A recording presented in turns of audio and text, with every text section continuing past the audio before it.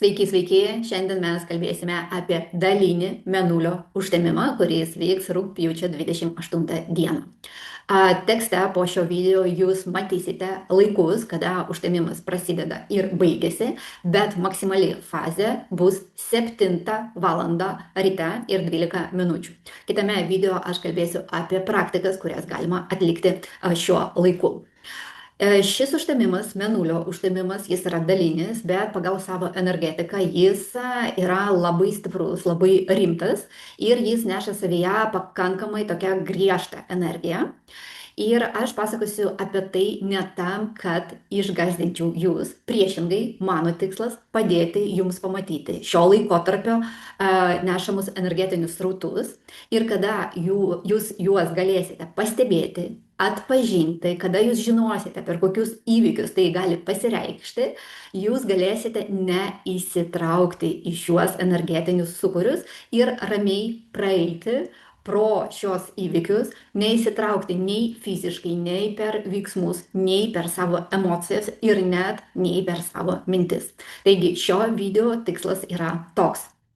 Nes tokios griežtos astrologinės konfiguracijos gali įtraukti nesąmoningą žmogų į įvykius, kurių pasiekmė vėliau pakeisti bus praktiškai neįmanoma, nes užtemimai būtent yra tokie taškai, kai jeigu mes kažką pradedam arba kažką padarome, mes neturim galimybės tai atšaukti.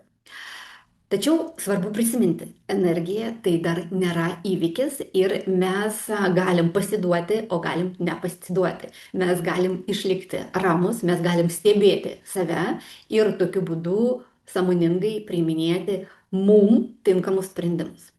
Taigi šio užtemimo energiją galime pradėti jausti anksčiau. Apskritai mes einame dabar per užtemimo koridorių, bet jau rugpjūčio 26, rugpjūčio 27 ir aišku kelios dienos po užtemimo mes jau galėsime jausti šias energijas. Taip? Ir mūsų materialiame pasaulyje tai gali kaip tik pasireikšti per tokią labai garsi informacinė banga, kada gali būti labai daug kažkokios informacijos, žinių, kažkokių net ir šūkių, kurie gali bandyti įtraukti žmonės į labai aktyvią veiklą, priešintis gal kažkam, kažką veikti. Ir tai gali atrodyti labai taip ir racionaliai ir gali atrodyti, kad kitaip negali būti, bet kai praeis šitas laikotarpis, ateis aiškumas, kad tai buvo liktai užtemimas, taip? Todėl tam tikri raginimai, pasiūlymai, sprendimai, kurie tuo metu atrodo labai logiški, tokie savalaikiai ir tikrai teisingi, jūs nepasiduokite. Nepasiduokite būtent tom mintim. Ir jeigu ateina impulsas, kad man reikia veikti čia ir dabar, būtinai, kitaip negali būti, sakykite sau stop.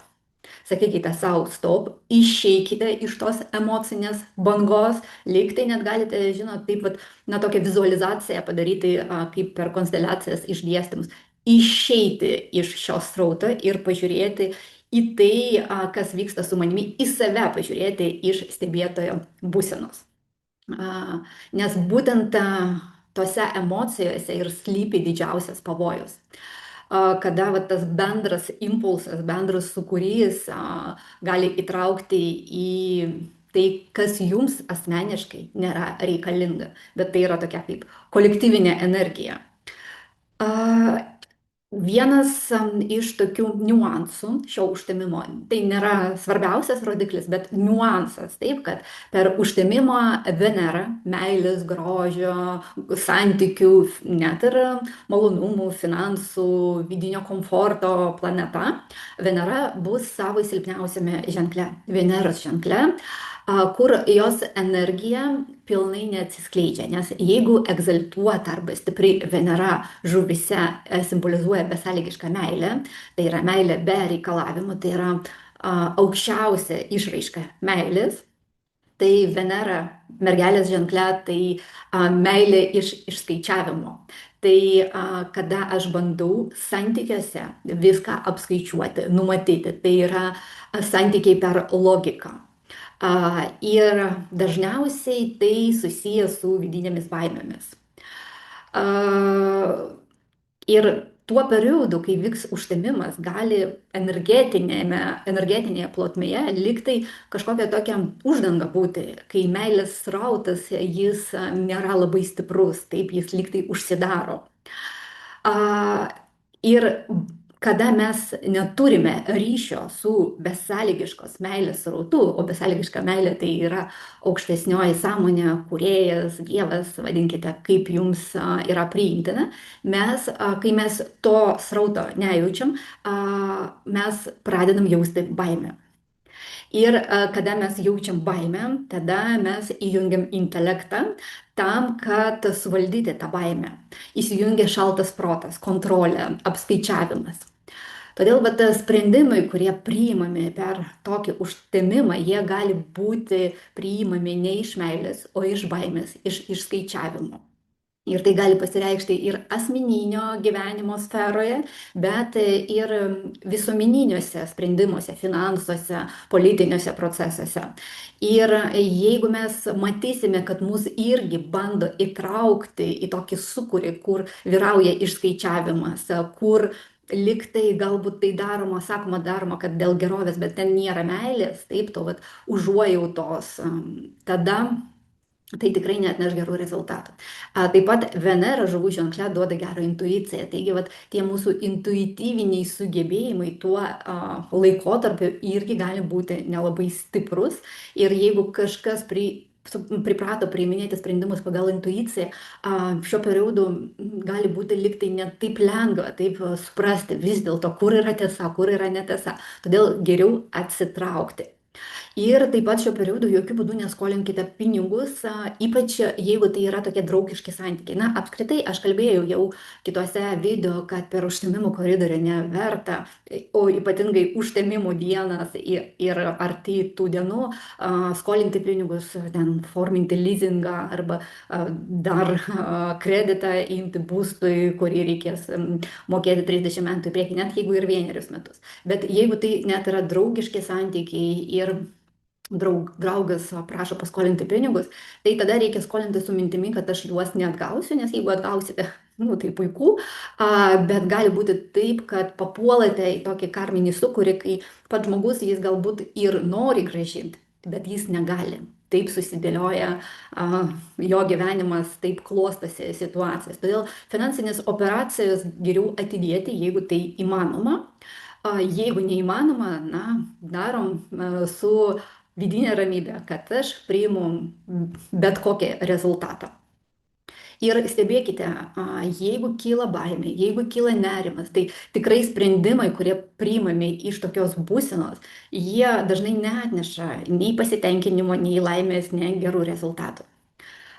Mėnulis bus tokioje nakšatroje, kuriuos pagrindinė idėja arba pagrindinės jos savybės slaptumas ir paslaptingumas.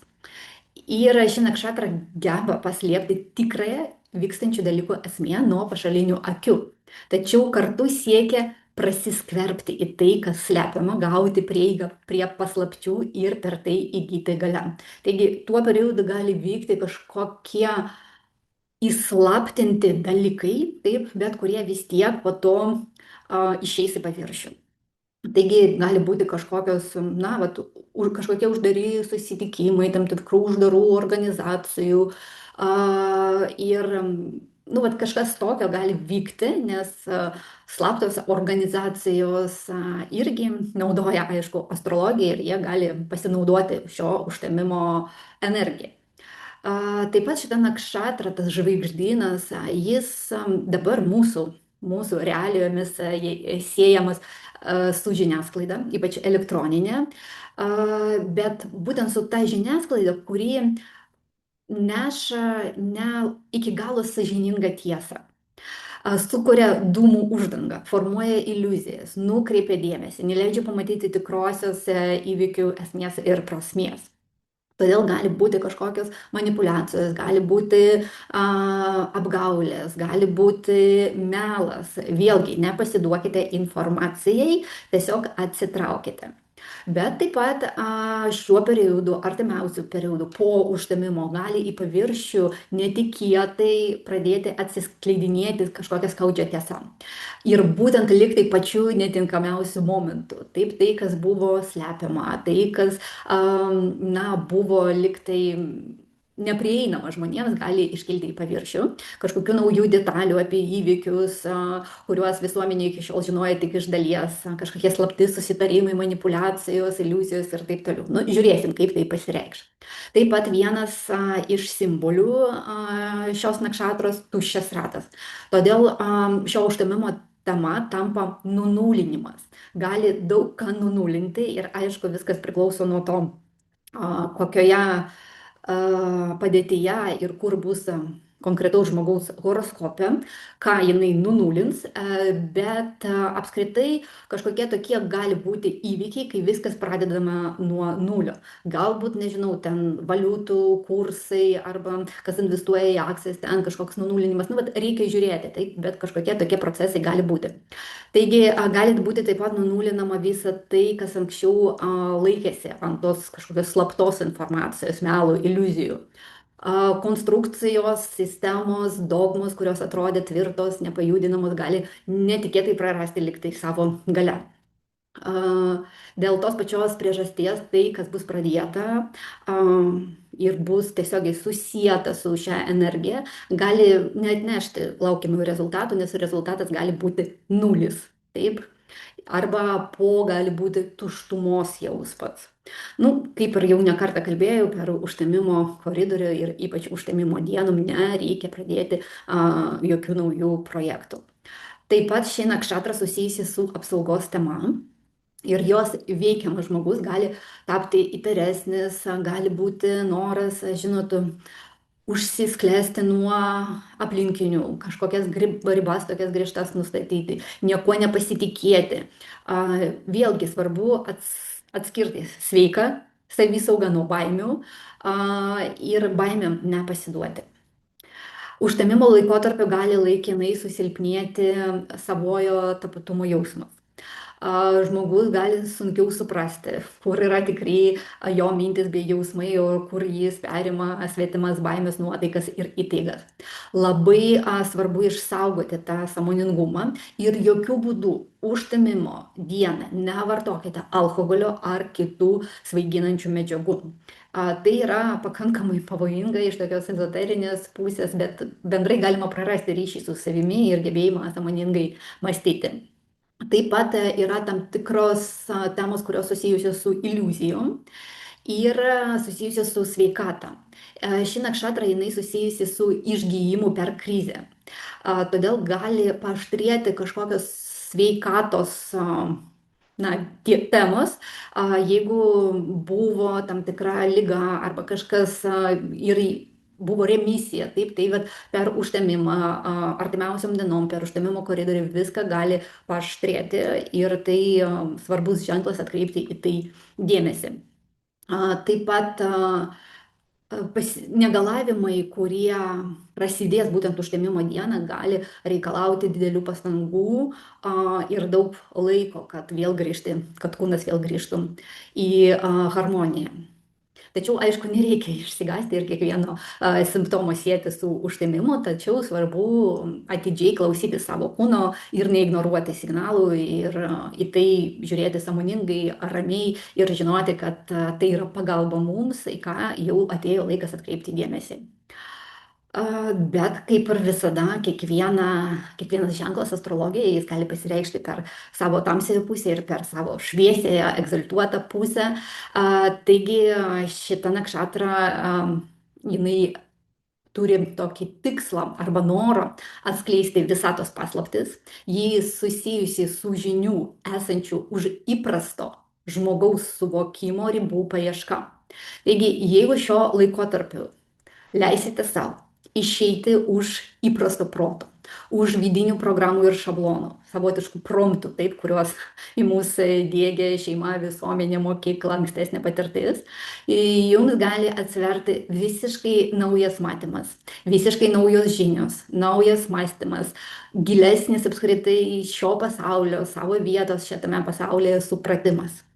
Todėl kuo toliau jūs būsite nuo informacinių srautų, kurie primetami, taip, ir kuo plačiau bandysite matyti tai, kas vyksta jūsų gyvenime, tuo gilesnius insightus, suvokimus galite realizuoti. Ir net jeigu kalbėti apie tokią metafizinę prasme, aš matau, kad šiuo laikotarpiu žmonijai taps prieinamas visiškai naujas žinių sluoksnis. Ir šitas procesas jau prasidėjo, kai buvo prieš tai užtemimas rudenį, aš apie tai rašiau taip, nes kai mes kalbame apie tokią globalią perėjimo temą, mes galim daryti prielaidą, taip, kad užtemimo vandenio ženklę seriją kūrė naują vertikalų energetinį kanalą. Jeigu ankstesnis didelis užtemimas, kur buvo planetų paradas žuvise, aš apie tai irgi rašiau, tai buvo unikalus užtemimas, jis liktai suformavo naują tokią energetinę matricą struktūrą, jeigu mes kalbam apie perėjimo periodą. Tai dabar gali atsverti erdvė, per kurią tos subtilios, dvasinės, aukštesnės žinios pradeda tiesiogiai pereiti į žmogišką lygmenį be ankstesnių transformatorių ir tarpininkų. Šitas procesas jau prasidėjo, kaip ir anksčiau apie jį kalbama, taip, bet tai liktai jau tampa prieinama visiems. Tačiau tam, kad žmogus galėtų išgirsti, priimti šias žinias, aišku, būtina išsaugoti vidinę telą. O čia yra jėgos, taip, ir jos nėra nei blogos, nei geros, toks yra žaidimas, kurios trukdo šiam procesui, taip, ir šitos jėgos suaktyvins labai informacinį sluoksnį, informacinę erdvę tam, kad mes nukreiptume savo dėmesį tenai. Ir kol protas pripildytas baimių, įtarumo, noro viską kontroliuoti, įsitraukti į kažkokius procesus, jis negalės šios subtilesnės informacijos atpažinti, šios srauto. O kaip tik per šį užtemimą galima tą srautą, kaip ta informacija tekės pas mane, būtent koks yra mano kanalas, taip jį galima išjausti. Ir dabar aš pagalvoju, gal ir vertėtų įrašyti tokią praktiką vizualizaciją.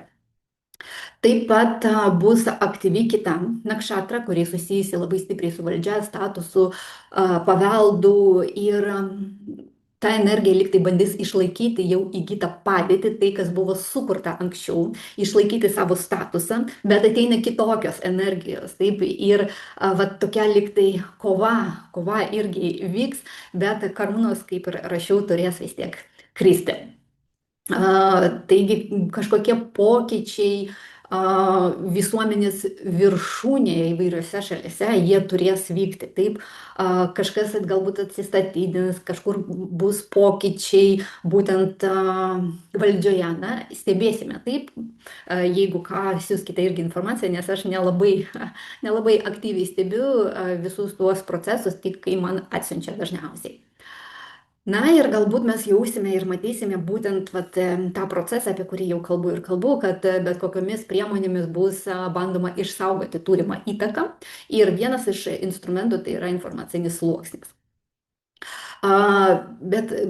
Bet kokie sprendimai, bet kokie procesai, kurie kyla ne iš meilės ir atsakomybės, o iš baimės, puikybės, stipraus ego, galų gale vis tiek jie neatneša gerų rezultatų. Galų gale, aišku, tas galas gali tęstis ir 1000 metų, bet vis tiek visatos dėsniai sako, kad būtent taip. Į ką labai svarbu atkreipti dėmesį dar, jeigu mes pakalbėjome apie Venerą, tai Merkurijus bus labai arti Saulės, sudegintas, taip, jeigu kalbant astrologinė kalba. Būtent todėl tas informacinis sluoksnis gali būti labai neadekvatus, garsus, chaotiškas, kupinas sumaišties ir mus gali tiesiog užversti žinutėmis, pareiškimais, pasiūlymais, kurie liktai skatins reaguoti, įsitraukti. Taip? Bet ta informacija gali būti visiškai ir jinai bus pagal savo prasme neadekvati. Kaip ir pasibaigs visi šitie energetiniai procesai, mes tai galėsim suvokti. Todėl kažkokios, jeigu bus reformos ir kaip ir šalies ten valstybių mastų ir įmonės mastų, o galbūt šeimoje, taip, kažkokios reformos. Tai šitos reformos bus irgi neadekvačios, todėl geriau nieko nereformuoti, nes po to vis tiek reikės perdaryti. Na ir aišku, kai Merkurijus yra sudegintas ir kai dar yra plius užtemimas, geriau nepasirašinėkite jokių susitarimų, sutarčių, kitų dokumentų, neįforminkite stambių ir nestambių sandorių, nepriiminėkite naujų darbuotojų, nes visur reikia pasirašyti dokumentus. Tai čia aš nevardinsiu visų veiksmų, tiesiog žinokite, ten, kur reikia pasirašyti dokumentus, ten, kur apskritai dalyvauja kažkokie dokumentai, net ir tokie kaip skrydžio dokumentai, taip, bilietai, lėktuvo bilietai. Visur ten gali būti kažkokia sumaištis, bet kartais, aišku, mes negalim atsisakyti kažkokių skrydžių, tai tiesiog reikia patikrinti visus dokumentus labai atidžiai, kad būtų įrašyta mano pavardė, kad būtų įrašyta teisingai, kad ten būtų įrašyta mano data, kad aš tikrai atvažiuoju į oro uostą tada, kada yra mano skrydis, patikrinti, ar skrydis yra neatidedamas. Taigi, tiesiog būkite budrus ir sąmoningi, bet ten, kur galima išvengti pasirašymo, tai geriau atidėkite. Na ir apskritai skrydžiai tom dienom irgi, jeigu jūs galite neskristi, neskriskite, nes su technika gali irgi vykti kažkokie įdomus procesai. Taigi, jeigu jūs planuojate ten kokį nors online zoomą, jeigu jūs planuojate online seminarą arba didelę konferenciją, tai viską labai gerai tikrinkite. O jeigu jūs galite neplanuoti tom dienom, tai neplanuokite. Taigi, pagrindinė žinutė - neįsitraukti į svetimus žaidimus, informacinės manipulacijas, baimės ir konfliktus. Neskubėkite tikėti viskuo, ką girdite, tačiau neleiskite įtarumui visiškai uždaryti jūsų nuo pasaulį. Stebėkite, kas vyksta. Tikrinkite visą informaciją, kurią jums bus siunčiama, jeigu jinai jums reikalinga, jeigu jums reikia su ją sąveikauti. Jeigu jūs galite nesąveikauti, tai bent tas kelias dienas nesąveikaukite. Nepriiminėkite sprendimų, jeigu jaučiate nerimą ir baimę. Nesistengkite bet kokią kainą išlaikyti tuo, kieno laikas jau pasibaigė. Neleiskite šaltam išskaičiavimui viską užgožti, visiškai užgožti jūsų širdies ir intuicijos balsą. Ir atsiminkite, užtemimo energija neatima iš mūsų pasirinkimo laisvės. Ji tik sustiprina tam tikrus srautus ir padaro matoma tai, kas anksčiau liko šešėlėje. Taigi mes galim daug įdomių dalykų sužinoti apie save ir tai yra puiku. Ir kuo sąmoningiau pereisime šį laikotarpį, tuo mažesnė bus tikimybė atsidurti įvykių, sukurtų svetimos baimės, ego, kovos dėl valdžios ir taip toliau. Todėl artėjant užtemimui išsaugokite sąmonės aiškumą, vidinę tylą, ryšį su savimi, darykite praktiką, kai sakote savo stop ir žiūrite į save, apskritai realiai pažiūrėti į save iš stebėtojo pozicijos. Taip? Ir kiekvieną kartą prieš ką nors pasakydami, nuspręsdami ar padarydami, užduokite savo paprastą klausimą. Kas šiuo metu mane veda? Meilė ar baimė? Ar aš esu ramus? Ar aš esu rami? Ir jeigu atsakymas ne, eikite ir nusiraminkite. Jeigu jums patiko mano video, prenumeruokite kanalą, paspauskite like ir laukite naujų video, kur mes kalbėsime apie praktikas.